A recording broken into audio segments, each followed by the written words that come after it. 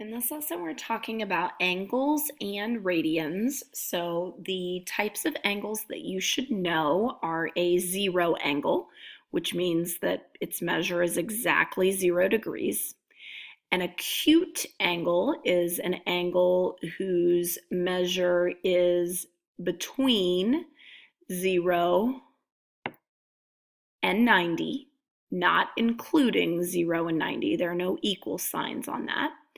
Right angles are exactly 90 degrees. Obtuse angles are more than 90 degrees, but they are less than 180 degrees. A straight angle is exactly 180 degrees, and a reflex angle is an angle that is more than 180, but less than 360. So they'll ask you for some definition-based questions in your quiz based on those different things. I've written out a couple formulas here for things you're going to need in the examples. You're going to need to be able to convert between degrees, minutes, seconds notation and just regular degree notation with decimals. So in order to do that, and I'll show you, you can see I've got two examples here to go through. You're going to need to know that 1 degree is 60 minutes and that 1 minute is 60 seconds, which that one you would already know. When we are converting between radians and degrees, you do degrees equals radians times 180 over pi. If you're going the opposite direction, radians equal degrees times pi over 180. In some of the lesson parts, it had done 2 pi over 360, and then at the end it did these 2 pi over 360 is equal to pi over 180 when we reduce it. So that's where that comes from. Then we have the arc length formula, where arc length is equal to the radius times theta, which is the angle measure. But it's very important that this is in radians. If you try to plug in a degree measure for theta in this formula, you will not get the right answer. So I'll demonstrate that in one of the examples as well. This guy right here is what we call the unit circle. And in the next lesson, we're going to do a lot with the unit circle. Here, I think that this is a better way to deal with the problems where you're asked to convert between some degree measures and some radian measures. Now, not all of the degree or radian measures that they're going to give you are on here. So that's what we need these formulas up here for. But for any degree measure that is listed here on this unit circle, you can see it goes all the way from the 0 angle to 360, a full rotation. What's up in this spot is the radian equivalent. And so I'm just going to do one for you just to kind of prove that this is true. So if I take, let's say, 210 degrees, so 210 degrees, and I want to know what that is in radians. Radians equals degrees times pi over 180, so times pi over 180 degrees. And I do that, that would give me 210 pi over 180. The degree signs cancel each other out. And so then I reduce 210 and 180. They're both divisible by 10, so that takes away the zeros. So then I've got 21 over 18, which are both divisible by 3. So 21 divided by 3 is 7.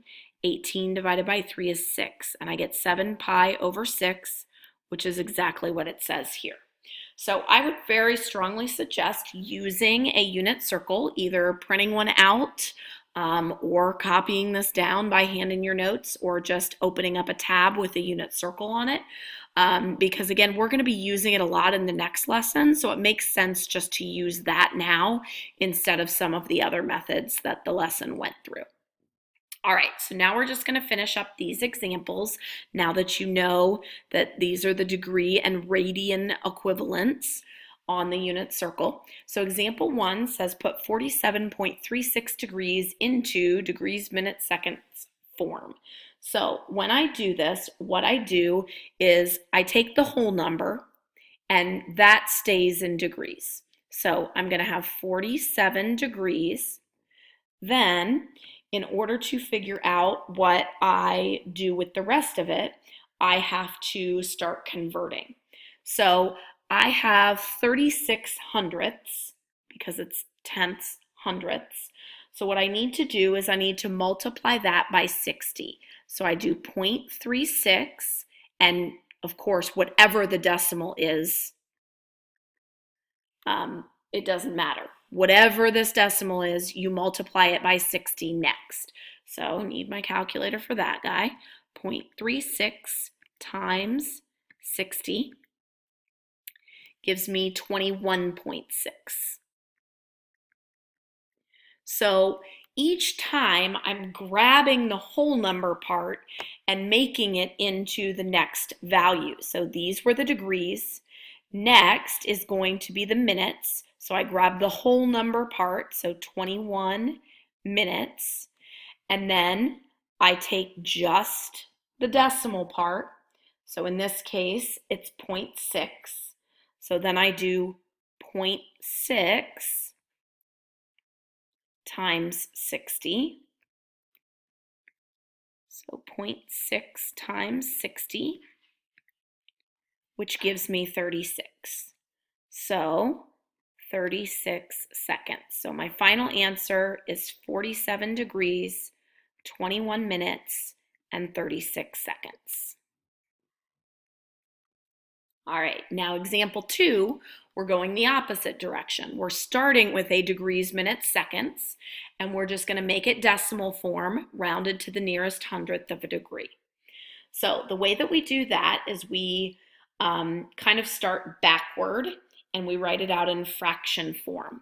Whatever your seconds are, doesn't matter what this number is, whatever it is, you're going to put it over 3,600.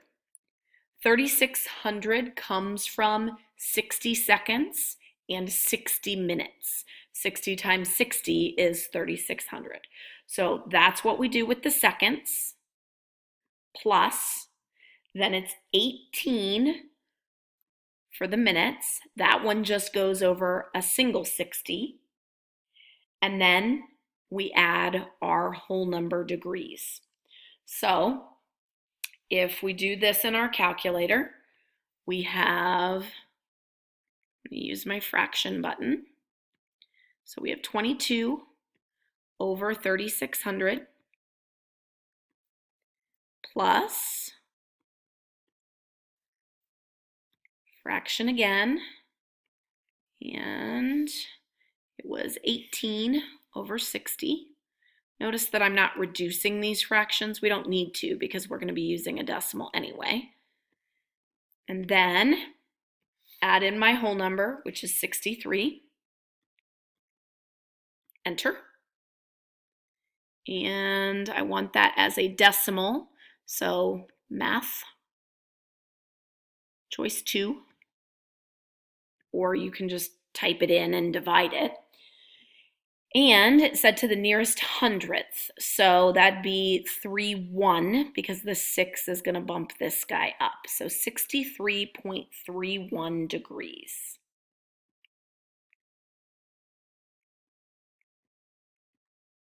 Not 61, 63.31.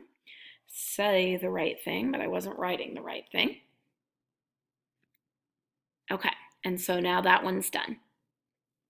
Last one, example 3, find the arc length for minor arc AB. Normally we'd have a little mark over there. So that'd be this guy. This is the arc length we're looking for. Just so you know, arc length is really the same as radian measure. So when I'm finding this radian measure, it is the same as arc length if the radius is 1 in a unit circle. Here, the radius is 3, so we won't be exactly equivalent. So, arc length formula, arc length equals radius, which is 3, times theta. Now again, theta has to be measured in radians, and this is in degrees. So I need to convert it to radians first. So 100 degrees times pi over 180 degrees. So 100 pi over 180. So the zeros cancel out.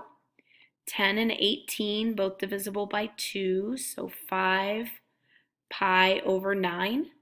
So 3 times 5 pi over 9. Now, there will be some times where they might ask you for an answer in terms of pi. So if they did that, then this would be 3 over 1. So you'd have 15 pi over 9 for the answer there. Most of the time with arc length, they're going to want it just in a decimal form. So I do 15 pi, enter, divided by 9, enter, and I get about 5.24.